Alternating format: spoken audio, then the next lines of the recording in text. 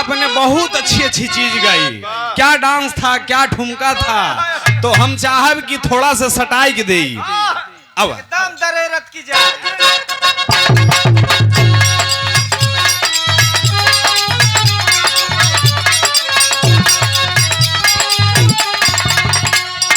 भाऊजी के बाहिन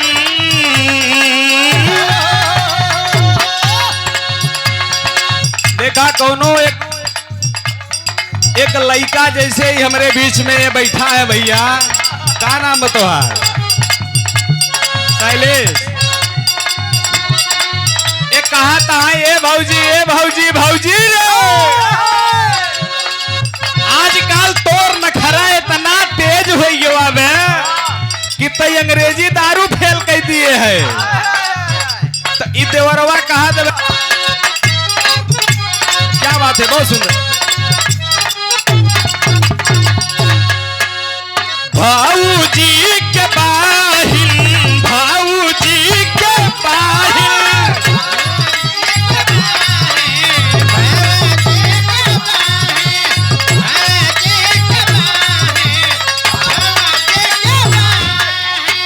भाऊजी के बाहिन भैलू, भाऊजी के बाहिन भैलू अंग्रेजी दारू।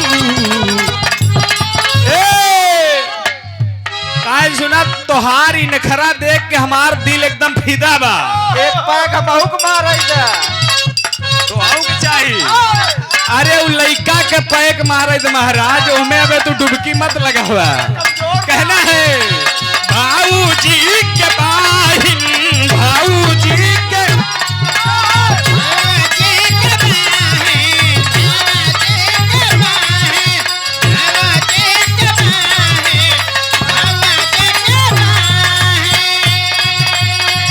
भाऊजी के बाहिन भैलू, भाऊजी के बाहिन भैलू अंग्रेजी दारू।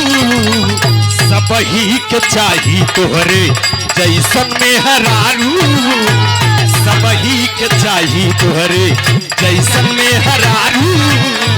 सबही के बाहिन भैलू, भाऊजी के बाहिन भैलू अंग्रेजी दारू। सबही के चाही तोहरे जैसन में हरारू। सबही के चाहिए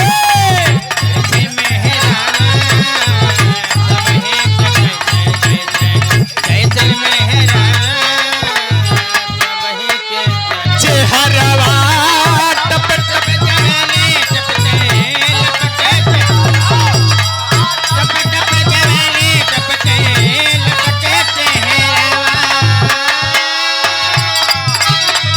सबही निहारे जब तू आवेलू बहरवा।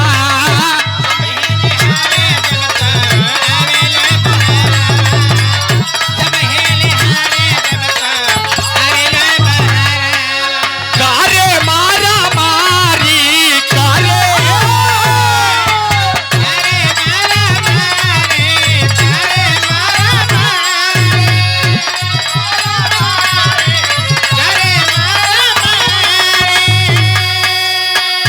करे मारा मारी लइका, करे मारा मारी लइका होई के उतारू। सबही के चाही तोहरे जैसन में हरारू। सबही के चाही तोहरे जैसन में हरारू। सबही के चाहे तोहरे जैसन में हरारू। सबही के चाहे करे मारा मारी, करे मारा करे मारा मारी।